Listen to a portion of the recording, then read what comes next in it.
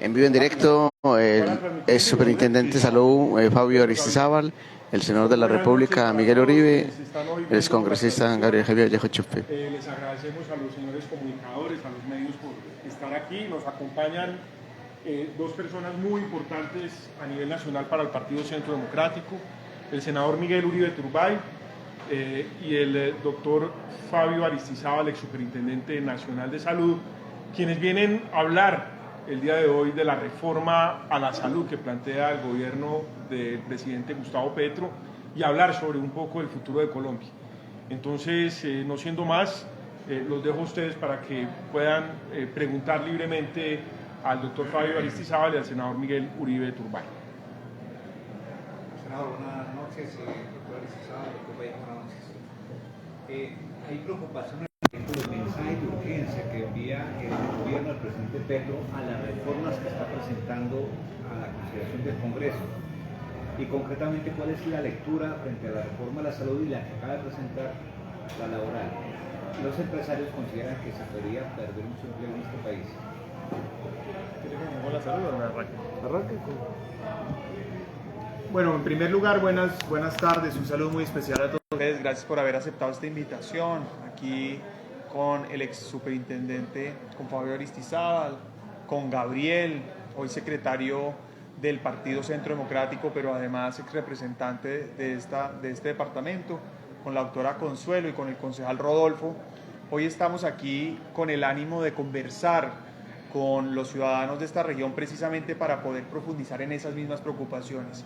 Y yo quiero aquí insistir en que es una irresponsabilidad absoluta por parte del gobierno de Petro promover una serie de reformas tan importantes por mensaje de urgencia. Eso básicamente lo que hace o pretende es evadir el debate democrático, evadir el debate ciudadano, es tener la facilidad de poder incluir una serie de artículos que además de polémicos son inconvenientes. Hoy estamos discutiendo el Plan de Desarrollo Nacional, hoy estamos discutiendo la reforma a la salud, viene la reforma laboral y la reforma pensional y además la ley de sometimiento y el proyecto de ley de humanización. Es decir, es una serie de iniciativas legislativas en donde evidentemente se requiere tiempo para el debate. Es más, debo aprovechar esta oportunidad para decir que precisamente por la violación del debate democrático demandé ante la Corte Constitucional la reforma tributaria, que el día de ayer fue admitida la demanda ante la Corte Constitucional precisamente porque el trámite de la reforma tributaria fue violado, porque fue apupitreada, porque no se permitió la discusión a profundidad. Y yo veo que el gobierno va a hacer lo mismo con estas reformas. Eso en primer lugar. Lo segundo es que son reformas perjudiciales para el país. Nosotros en el Centro Democrático, claro que queremos cambios y mejoras, claro que no defendemos nosotros ni el status quo ni la situación actual, pero somos conscientes que para mejorar lo que no funciona no podemos destruir lo que ha servido y que con tanto esfuerzo hemos conseguido. En materia de salud, ahora lo profundizará el ex superintendente, pero es fundamental decir que nosotros coincidimos en la necesidad de aumentar, por ejemplo, la atención o mejorar la atención en zonas dispersas o rurales. Coincidimos en la necesidad de mejorar la atención primaria, coincidimos en la necesidad de establecer un régimen laboral que permita que haya estabilidad en el personal de la salud, pero bajo ninguna circunstancia estamos de acuerdo en que se permita el monopolio estatal, la estatización de la salud, el clientelismo que pretende hacer y mucho menos la destrucción de un sistema de aseguramiento o el sistema de salud actual. Lo segundo, en materia laboral, y con esto concluyo su pregunta, hoy el país es un país que está sumergido en la incertidumbre, en la desconfianza de los mercados internacionales. Es evidente que Colombia es el país de la región con mayor devaluación, peor desempeño del mercado de valores, mayor incremento de las primas de riesgo, es decir, es más costoso invertir en Colombia que en otros países. En solo 3 meses con la reforma tributaria, el presidente Gustavo Petro nos hizo el país menos competitivo de la región y uno de los menos competitivos de la OCDE. Estamos ya viviendo los fenómenos de cómo los fondos internacionales están sacando la plata del país, cómo están masivamente fugándose una serie de recursos fundamentales para el desarrollo social. Pero además es evidente cómo este gobierno está destruyendo el principal sector de la economía, que es el sector minero energético. Es evidente que la persecución a este sector ha desatado esa incertidumbre que no solamente disparó o aceleró la devaluación, sino que además está condenando a ciertas regiones a la informalidad y al desempleo. Entonces, dicho eso, hoy esta reforma laboral pues complica y empeora la situación. Y lo que es fundamental para los colombianos que deben entender es que la reforma laboral de Gustavo Petro va a aumentar el desempleo, va a condenar a los colombianos a la informalidad, va a evitar que los empresarios puedan generar oportunidades. Y aquí tenemos que combinar, primero, las condiciones realistas de la empresa para hacer empleo con las condiciones dignas del trabajador. Nosotros no queremos una economía, o no queremos una lucha de clases, queremos una economía fraterna. Y la invitación a los colombianos es a que construyamos un régimen flexible laboral que lo que genere es oportunidades y no todo lo contrario. Yo quisiera complementarle al senador, y muchas gracias, me voy a obviar la presentación de la mesa directiva. Si algo tenemos nosotros, un valor importante que tenemos los colombianos es el sistema de salud. Un sistema de salud que hemos construido en 30 años, con unos indicadores de vida distintos a los de la región. Nosotros tenemos un modelo que hoy es ejemplo a nivel mundial. Por eso vienen incluso a copiarlo. Nuestra mortalidad materna, mortalidad infantil la hemos logrado disminuir. Tenemos 26 de los principales hospitales de América Latina en Colombia.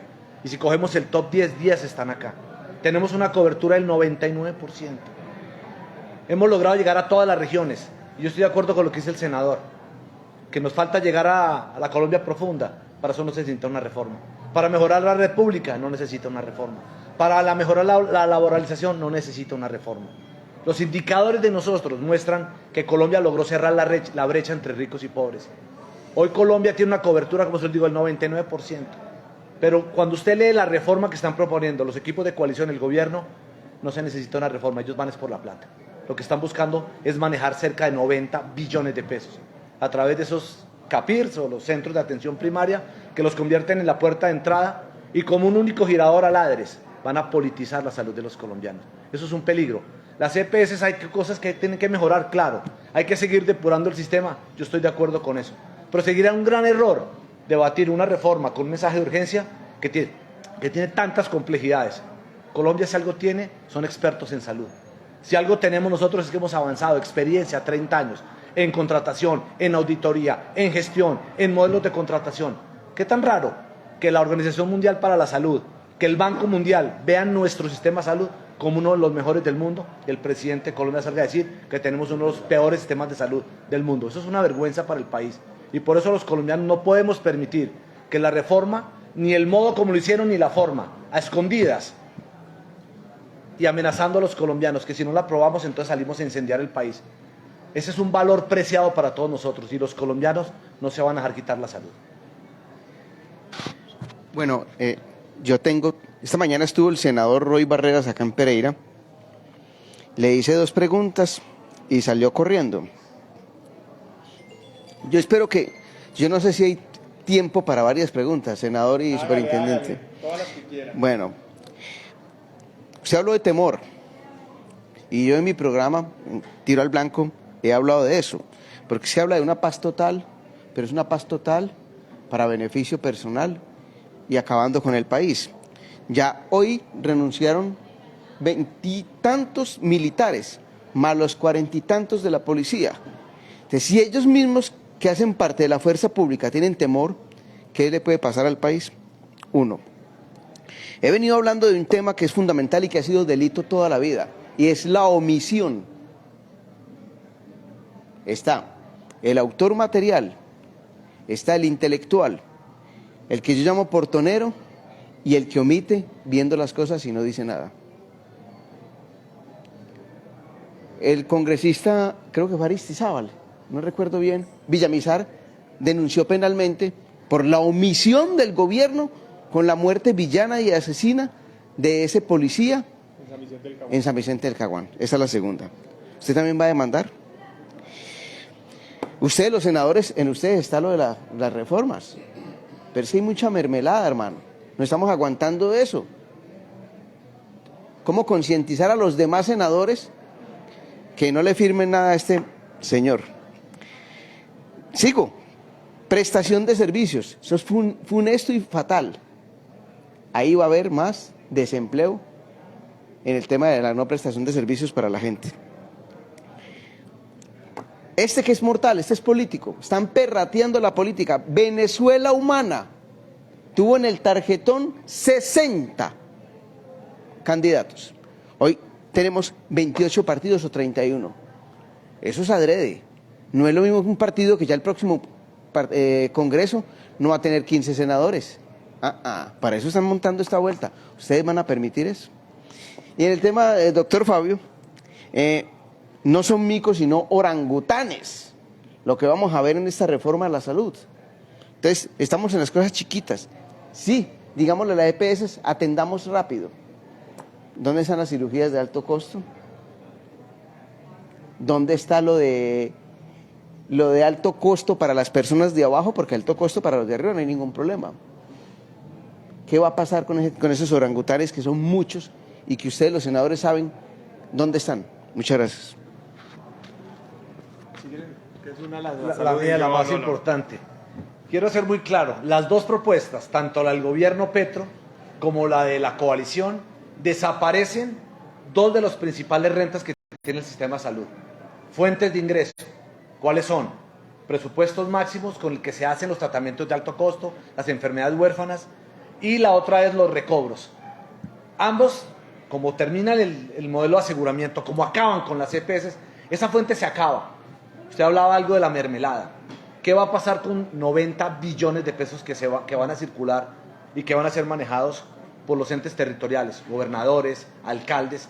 Ahí está el gran problema. Hoy a los colombianos les cubrimos las enfermedades de alto costo, obligación de una EPS. Hoy a los colombianos nos cubren inclusive las tutelas. ¿Quién responde? La EPS. Le hago una pregunta a los colombianos. Cuando desaparezcan las EPS, ¿a quién le van a reclamar? ¿Quién va a ser el responsable de la cirugía de alto costo? ¿Quién va a entregar el medicamento? ¿Quién va a autorizar esa cirugía? ¿El centro de atención primario? Quiero decirle a todos los colombianos que si esta reforma pasa, la responsabilidad va a caer tristemente sobre nuestros profesionales y sobre nuestros hospitales, que han hecho una tarea impecable. Pero en ambas propuestas desaparecen esas fuentes de financiación para lo que usted me está preguntando. En ambas propuestas, tanto la coalición como el gobierno. Y los de la coalición salen a decirle al país que las EPS se van a mantener. Senador, desaparecen las EPS en ambas propuestas. Porque la propuesta de la coalición, inicialmente le dicen a Colombia, maquiavélicamente, que van a seguir y los van a nombrar como gestores. Y al final los ponen a responder por todas las desviaciones. Ninguna EPS va a permanecer en Colombia. Y quiero decirle a los colombianos que si cualquiera de esas dos propuestas pasa, los que van a sufrir las consecuencias van a ser los propios colombianos. James, y a todos. Primero hay que reconocer y hay que ser francos con los colombianos. Hay que comenzar diciéndole la verdad a los colombianos. Y es entender la verdadera intención de esta serie de reformas. En la reforma a la salud, lo estábamos diciendo, la verdadera intención del gobierno es apropiarse la plata de la salud de los colombianos. La verdadera intención de Gustavo Petro con la reforma pensional es apropiarse de los ahorros de 18 millones de colombianos. Y la verdadera intención del presidente Gustavo Petro con la supuesta paz total o ley de sometimiento es beneficiar una serie de sectores que evidentemente lo respaldaron y lo apoyaron, que va a terminar en crear unos estados paralelos que evidentemente van a contribuir a que él pretenda quedarse en el poder. Hoy en Colombia hay incertidumbre, los colombianos sienten miedo y preocupación y es evidente que necesitamos garantizar que las instituciones colombianas funcionen. Yo reclamo hoy que el Congreso sea un contrapeso a esa serie de reformas que evidentemente son dañinas. Y es evidente que la coalición de gobierno que se construyó por parte de Gustavo Petro, pues es evidentemente una coalición por conveniencia, no por convicción. Lo que es evidente y lo que hay que resaltar es que hoy Gustavo Petro perpetuó las malas prácticas corruptas que dijo que iba a combatir. Lo que es evidente es que con quienes se alió fueron las personas que tanto criticó durante años y que no comparten la misma visión de país. Pero sin embargo, están trabajando en una serie de reformas que evidentemente son inconvenientes. Así que yo invito a los colombianos a que salgan masivamente a castigar a aquellos políticos que voten una serie de reformas inconvenientes para los colombianos. Y aquí estamos hablando de varias. Ya hablamos de la salud con bastante profundidad y yo quiero insistir, Gustavo Petro le va a entregar la plata de la salud de los colombianos a los políticos tradicionales locales para que así financie sus campañas a la alcaldía, a la gobernación y a las diferentes instancias. Gustavo Petro va a crear más de 35.000 cargos con la plata de la salud, que debería estar pagando tratamientos de alto costo, entregando medicamentos a las personas mayores. Esa plata es para crear 31.000 cargos, que él evidentemente va a entregar. En materia pensional, con mucha dificultad reconocemos que los colombianos consiguen una pensión, quienes lo logran. Y somos conscientes en el Centro Democrático que debemos garantizar o buscar una estabilidad para las demás personas mayores que no tienen esa oportunidad. Pero lo que Gustavo Petro va a hacer aquí es poner en riesgo y utilizar a discriminación absoluta la plata de los colombianos de las pensiones. ¿Eso qué quiere decir en otras palabras? Se va a poner en riesgo y los colombianos la van a perder. Ahí podríamos hablar con detalle de la instrucción que dio esta semana de traer la plata de los fondos de pensión a Colombia. Podríamos hablar en detalle, por ejemplo, de los mensajes contradictorios e inconvenientes que han dado de cómo usar esa plata. Y además en la reforma tributaria, al igual que en en la reforma de las pensiones, como todas las demás, trae una serie de facultades extraordinarias para modificar el Ministerio de Trabajo y Colpensiones.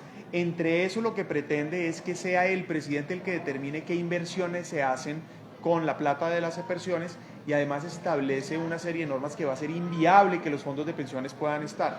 Y termino con esto frente a las pensiones. En la práctica va a aumentar el tiempo de pensión. Ojo a esto, colombianos.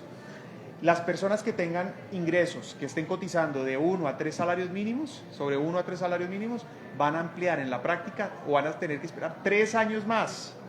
No solo es un incumplimiento de las promesas de campaña del señor Gustavo Petro, sino que además es una medida inconveniente para los colombianos. Y frente a la reforma laboral, insisto, que es profundamente grave porque va a profundizar el desempleo y va a condenar especialmente a los jóvenes a la informalidad. Eso, hago ese énfasis para decir que, como decía al comienzo, hay otra que usted menciona y es la paz total. La paz total, yo le he dicho al presidente y al gobierno que la paz la debería hacer es con la mitad de Colombia que odia, que detesta, que son los empresarios, los trabajadores, los empleados que pagan impuestos. Porque es evidente que con los compañeros que hoy está haciendo, ¿no? Con sus compañeros que está haciendo la paz, pues evidentemente comparten causa, comparten ideología, comparten visión de país. Aquí el gobierno tiene que dejar de perseguir a la gente que genera oportunidades. Es que no se nos olvide que la pobreza se supera es con empleo, con emprendimiento, con educación. Y Gustavo Petro está destruyendo por completo el sector productivo colombiano. Entonces, frente a la paz total, me preocupa que Gustavo Petro le está entregando una serie de privilegios políticos y jurídicos a unas organizaciones criminales sin tener en cuenta a las víctimas. Y además está haciendo trizas la paz con las FARC. Eso es fundamental, porque está violando el propio acuerdo con las FARC.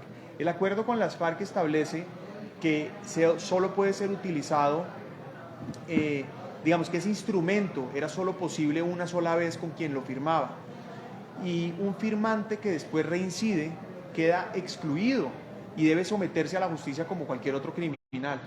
Sin embargo, Gustavo Petro lo que está haciendo es permitiéndoles volver a firmar, incluyendo otra serie de organizaciones que evidentemente no hacen parte de ese acuerdo y no tienen el mismo estatus de organización que tenían en su momento las FARC, o que tiene las FARC.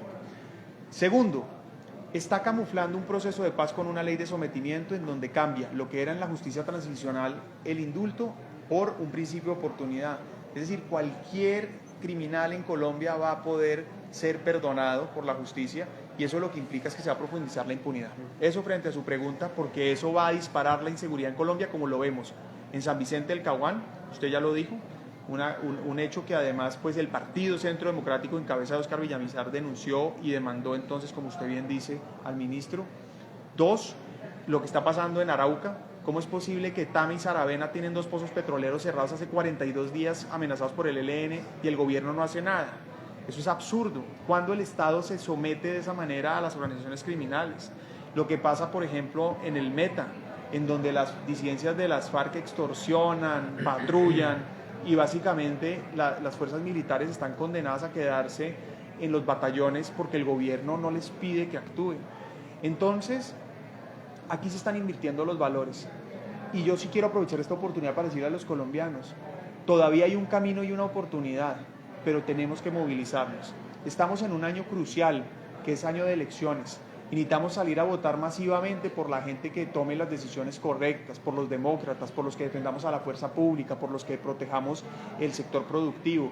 Y la invitación es que aquí, en este caso, nos unamos todos los que coincidimos en ese propósito para poder avanzar en proteger el país. Y usted dice una última que no recuerdo. El tema de los casi 28, 31 partidos que hay ya en este momento. Y frente a los partidos, yo tendría que decir, yo estoy en contra, digamos, el Estado colombiano, o más bien, los últimos años ha hecho un esfuerzo el Congreso, por ejemplo, para fortalecer los partidos. Las democracias sólidas tienen partidos fuertes, partidos que tienen responsabilidad ante los que rinden cuentas, que tienen responsabilidad ante los ciudadanos. Crear esta difusión, esta proliferación de partidos, al final lo que evidentemente hace es que termina diluyendo la responsabilidad política. Y eso evidentemente puede promover y, digamos, profundizar la corrupción, el clientelismo, la ausencia, vuelvo repito, de responsabilidad política. Entonces yo no estoy de acuerdo con eso. Creo que ese es un gol que están metiendo aquí, en este caso, este gobierno.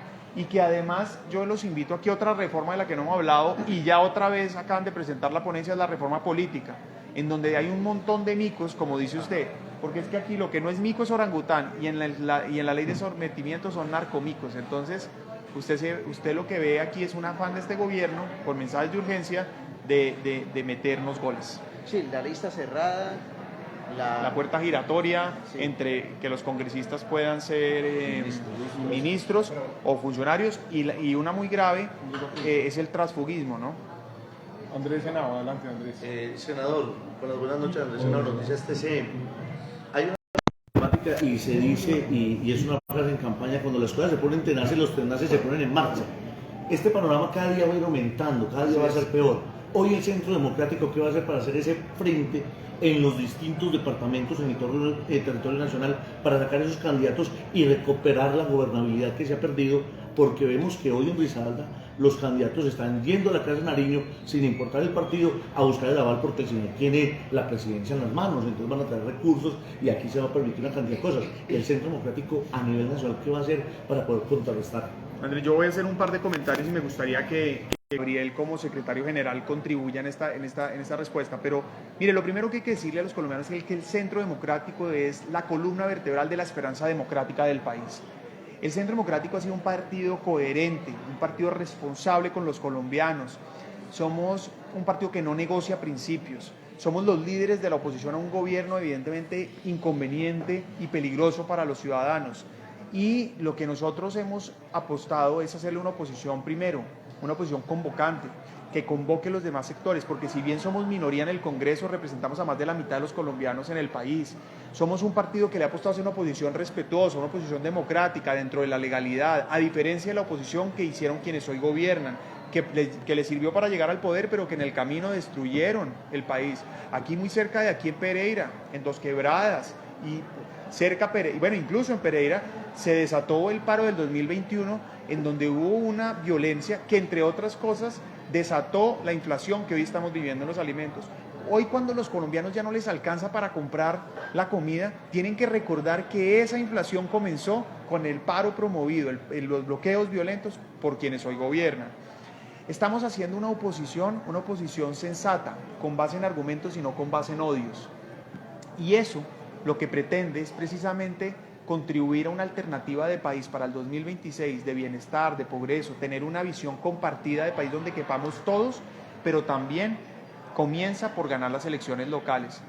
El Centro Democrático está recorriendo el país, todas las semanas estamos recorriendo el país, hablando con los ciudadanos, rindiendo cuentas, debatiendo los retos y las oportunidades de las regiones y particularmente promoviendo nuevos liderazgos. Yo aprovecho esta oportunidad para invitar a la gente a que se lance a que participe. Hoy más que nunca necesitamos gente buena trabajando, hombres, mujeres, jóvenes, adultos, que hagan equipo y que hagamos equipo para defender este país.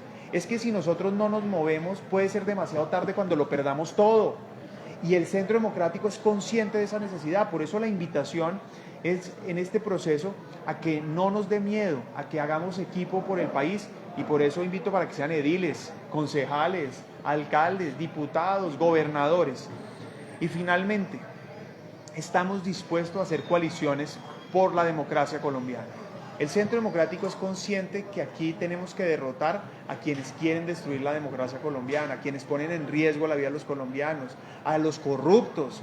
Y por eso lo que queremos es promover una agenda de candidatos que, con posibilidad, por supuesto, de hacer coaliciones con una serie de propuestas. Por ejemplo, tenemos obligatoriamente que trabajar por la seguridad urbana y rural. Tenemos obligatoriamente que trabajar, por ejemplo, por el sector productivo. Ya dijimos, la principal fuente de superación de la pobreza. Es que nosotros queremos paz, pero no impunidad.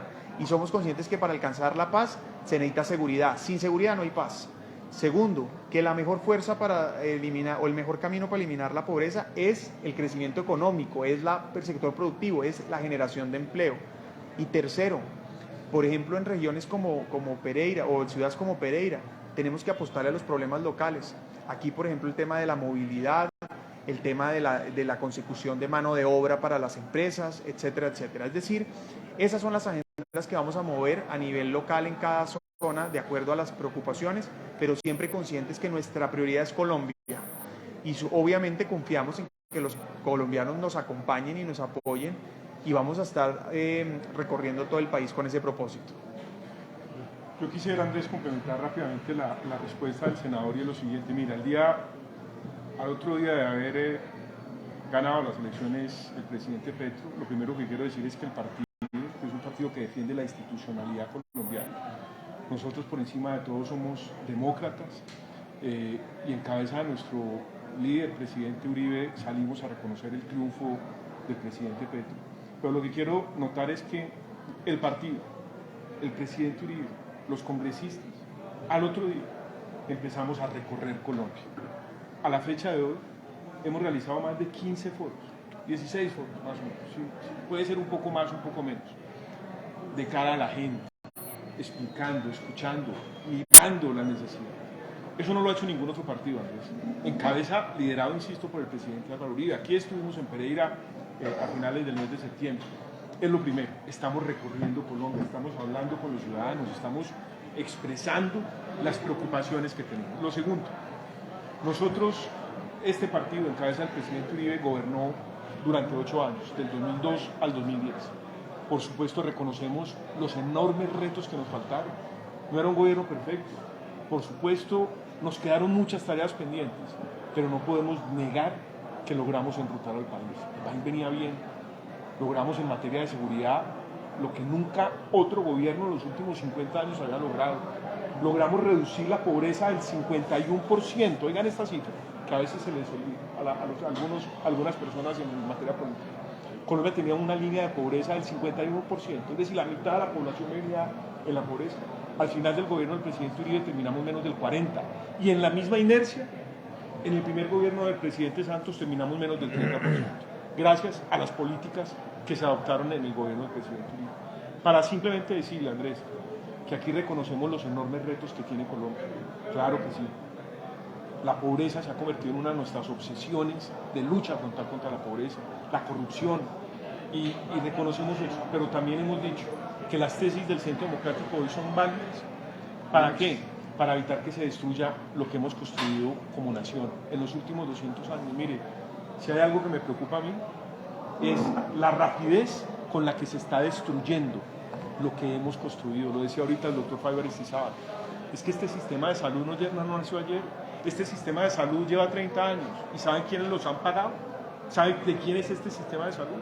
De los trabajadores y de los empresarios que lo aportan. Y claro, de los colombianos que aportan con sus impuestos. Entonces, simplemente para decirle que el Centro Democrático enfrenta este momento histórico, no nos vamos a acobardar, somos conscientes de la responsabilidad que tenemos y estamos invitando a todos los colombianos a que hoy más que nunca salgamos a defender a Colombia, porque la vida, la propiedad y la libertad de los colombianos están hoy. ¿Alguna otra pregunta? No. Les quisiera preguntar algo. Se ha hablado un poco recientemente del tema de la reforma política y están hablando sobre la situación de los carruseles que se pueden presentar. ¿Se ha evaluado por parte del Centro Democrático el alcance real de esta reforma y cuánto puede afectar la democracia y sobre todo los partidos pequeños que se ven también afectados con esta reforma? Yo creo lo siguiente, miren, no es posible, a nadie le cabe en la cabeza que se presente una reforma política en cualquier gobierno que no sea producto del consenso nacional. Pretender presentar una reforma política, a veces llena de vanidades, a veces llena de intereses y cálculos políticos particulares, lo único que contribuye es a deteriorar la democracia. Yo no creo en una reforma política que no sea consensuada entre los partidos políticos. Y esta es una reforma política que no ha sido consensuada entre los partidos políticos. A partir de ese solo hecho, en mi opinión, deslegitima la necesidad de la reforma política. Yo sí creo profundamente, como actor político, que este país requiere una reforma política.